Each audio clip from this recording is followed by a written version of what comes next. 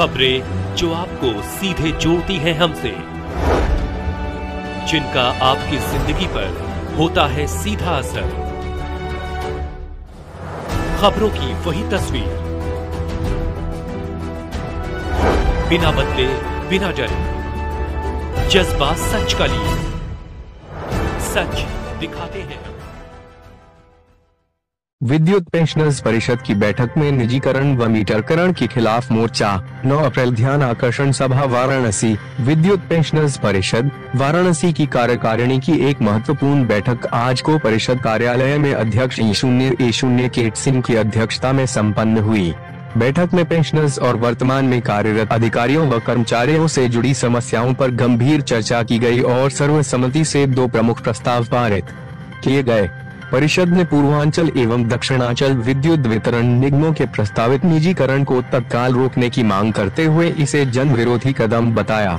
साथ ही L0M0V010 के अंतर्गत रियायती दर पर विद्युत सुविधा प्राप्त कर रहे पेंशनर्स एवं कर्मचारियों के आवासों पर मीटर लगाए जाने की प्रक्रिया को भी तत्काल रोकने की मांग की गई। बैठक में वक्ताओं ने कहा कि यह कदम विद्युत रिफॉर्म एक्ट 1999, ट्रांसफर स्कीम 2000, विद्युत अधिनियम 2003 तथा दिनांक 7 फरवरी 2018 को निदेशक मंडल के आदेशों का उल्लंघन है।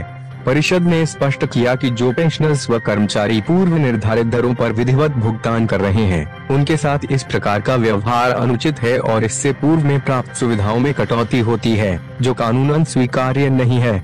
बैठक में निर्णय लिया गया कि यदि कॉरपोरेशन द्वारा पेंशनर्स व कर्मचारियों के हितों की अनदेखी कर मीटरकरण की प्रक्रिया नहीं रोकी जाती, तो इसका व्यापक विरोध किया जाएगा। इसी कड़ी में 9 अप्रैल 2025 को दोपहर 1 बजे विद्युत वितरण मंडल प्रथम एवं द्वितीय सिगरा वाराणसी के कार्यालय के समक्ष ध्यान आकर्षण सभा का आयोजन किया जाएगा। बैठक में संरक्षक E0 पीठ त्रिपाठी, अध्यक्ष अशोक कुमार सिंह, कार्यवाहक अध्यक्ष पृथ्वीपाल सिंह, उपाध्यक्ष अवधेश मिश्र एवं फणींद्र राय, मंत्री अमरनाथ सिंह, वरिष्ठ सदस्य JT0 दुबे, आशाराम पाठक, KT0 श्रीवास्तव, अशोक अग्रवाल, कमलेश जी सहित बड़ी संख्या में बुजुर्ग पेंशनर्स व पारिवारिक पेंशनर्स मौजूद रहे। प्रदर्शन है अपने अस्तित्व के लिए।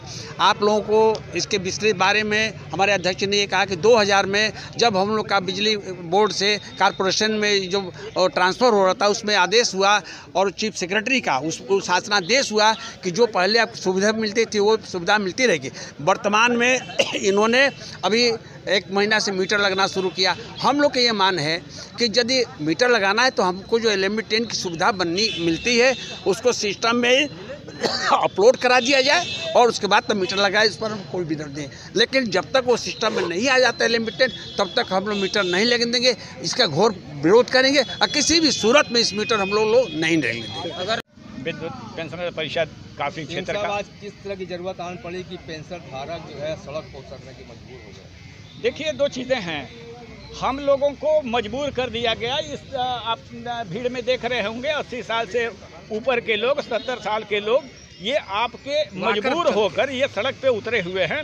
उनके साथ 2-3 चीज़ें ऐसी मुख्य हैं जिससे इतना व्यथित हो गए कि वो आके आपके सामने आज सड़क पे उतरने का उनको मजबूरी उनकी आ गई।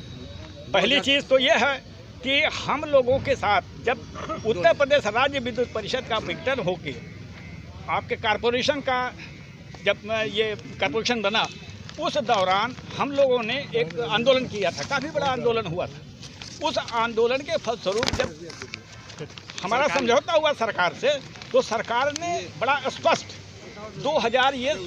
16 जनवरी 2000 का ये समझौता है, जिसमें बड़ा स्पष्ट उन्होंने कहा था कि ये जो आपका विघटन हो रहा है उत्तर प्रदेश राज्य विद्युत परिषद का, उसमें आपकी जो सेवा शर्तें हैं जो उत्तर प्रदेश राज्य विद्युत परिषद में रही हैं, उनसे विघटन के बाद भी किसी भी हालत में कमतर नहीं होंगी और आपके आर्थिक सुरक्षा की जिम्मेदारी शासन स्वयं लेगी। इसी के फलस्वरूप जब 16 में जब हम लोगों ने इस मुद्दे को उठाया, उस समय माननीय अखिलेश जी मुख्यमंत्री थे और ओम प्रकाश जी कैबिनेट मंत्री थे। हम लोगों के अधिवेशन में वो आए थे।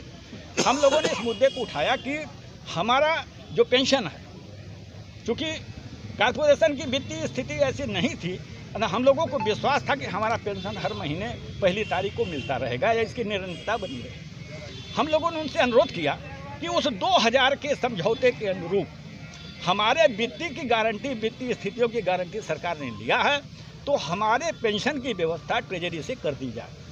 अन्य सरकारी कर्मचारियों की तरह हमारे भी पेंशन को ट्रेजरी से दिया जाए। मैं उनका धन्यवाद देता हूं उस सरकार का, और उनकी कृपा प्रसाद से हम लोगों के पेंशन ट्रेजरी से मिलना शुरू हो।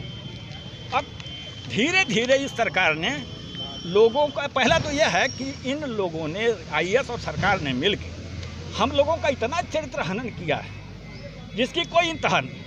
बात की जाए तो ये आज का क्या ऐसा मुद्दा आ गया कि जो आप लोग रोड पे उतरने को मजबूर हो गए? देखिए, हमारे अस्तित्व का प्रश्न है, इस वजह से हम लोग रोड पे उतरे। अब आप जब निजीकरण कर रहे हो, यह जब प्राइवेट कंपनियों में दिया जाएगा तो हमारे पेंशन पे भी प्रश्न चिन्ह उठेगा, क्योंकि एक छोटा सा भाग ही सही कारपोरेशन द्वारा दिया जाता है, तब हमारी पेंशन निर्गत होती है। दूसरी चीज़, हमें सुविधा मिलती है LMB 10 की। LMB 10 में जो भी हमारा कर्मचारी क्लास 4 से लेके और क्लास 1 तक का जो भी कर्मचारी अधिकारी था, उसके बिजली के बिल का एक निर्धारित स्लैब था। उस स्लैब के हिसाब से हम लोग हर महीने अपनी सैलरी से या अपने पेंशन से बिजली के बिल का भुगतान करते रहे हैं, चाहे एडवांस।